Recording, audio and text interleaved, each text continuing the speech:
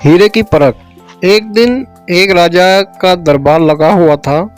सर्दी के दिन थे, इसलिए राजा का दरबार खुले में लगा हुआ था। राजा की सारी प्रजा सुबह की धूप में बैठी हुई थी। राजा के सिंहासन के सामने एक शाही मेज रखी हुई थी और उस पर कुछ कीमती चीजें भी रखी हुई थी।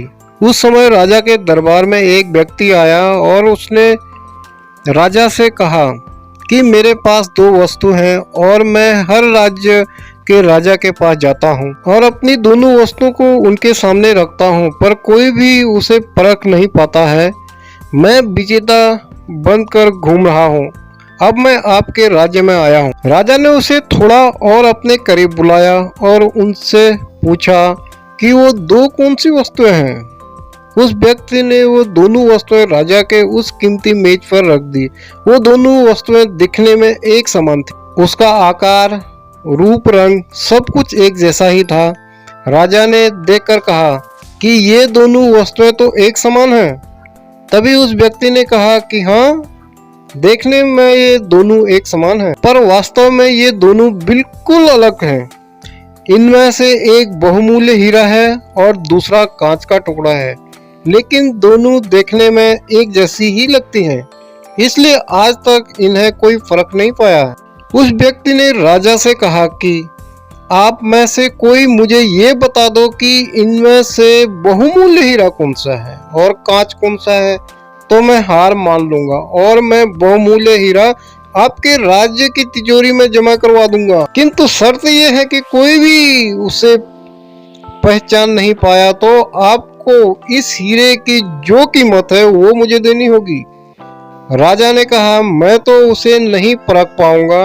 राजा के जो मंत्री थे, वजीर थे, जो सभा में उपस्थित थे, वो सब ने उसे परखने से इनकार कर दिया, क्योंकि अगर किसी ने गलत उत्तर दिया तो उससे राजा का मान भंग हो जाएगा। कोई भी व्यक्ति इन दोनों वस्तुओं के बीच में क्या अंतर था वो परख ही नहीं पाया। थोड़ी देर के बाद राजा की सभा में थोड़ी हलचल हुई और एक अंधा आदमी हाथ में लाठी लेकर आ रहा था।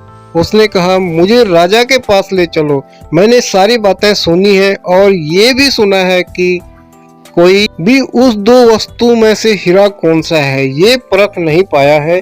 आप मुझे भी एक अवसर दीजिए। एक आदमी के सहारे वो अंधा आदमी राजा के पास पहुंचा। उस अंधे आदमी ने राजा के कहा कि मैं तो जन्म से अंधा हूँ, पर फिर भी मैं एक मौका लेना चाहता हूँ जिससे मैं भी एक बार अपनी बुद्धि को परख सकूं। हो सकता है मैं सफल भी हो जाऊं, और यदि मैं सफल ना हुआ तो आप तो पहले से ही हारे हुए हैं। राजा को लगा कि मुझे इसे एक अवसर देना चाहिए और उन्होंने उस व्यक्ति से कहा कि अच्छा ठीक है, मैं तुम्हें एक अवसर देता हूँ।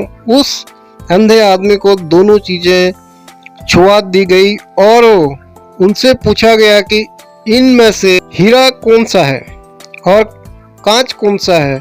उस अंधे आदमी ने एक क्षण में बता दिया कि ये हीरा है और ये कांच है। जो आदमी इतने सारे राज्यों को जीत कर आया था वो नतमस्तक हो गया और बोला कि आपने बिल्कुल सही पहचाना है कि धन्य हो आप। मैं ये हीरा आपके राज्य की तिजोरी में दे रहा हूँ। सब लोग बहुत खुश हो गए और जो आदमी आया था वो भी खुश हो गया कि आखिर कोई तो परखने वाला मिला। उस आदमी ने, राजा ने और सभा में हाजिर सभी व्यक्तियों ने उस अंधे आदमी से पूछा कि आखिर तुमने कैसे पता किया कि हीरा कौन सा है और कांच कौन सा है। उस अंधे आदमी ने कहा कि सीधी सी बात है, हम सब लोग धूप में बैठे हुए हैं। मैंने दोनों को छुआ। जो ठंडा था वो हीरा था और जो गर्म हो गया था वो कांच था। ये कहानी हमारी जिंदगी से जुड़ी हुई। हमारी जिंदगी में भी दुख, तकलीफ और परेशानियां आती रहती हैं, लेकिन उन सारी तकलीफों और परेशानियों में भी जो इंसान ठंडा रहता है, जो इंसान खुश रहता है, वो इंसान हीरे के समान होता है। लेकिन जो इंसान दुखों के आ जाने पर घबरा जाता है, बहुत ज्यादा दुखी हो जाता है और टूट जाता है, गर्म हो जाता है, वो इंसान कांच के समान होता है।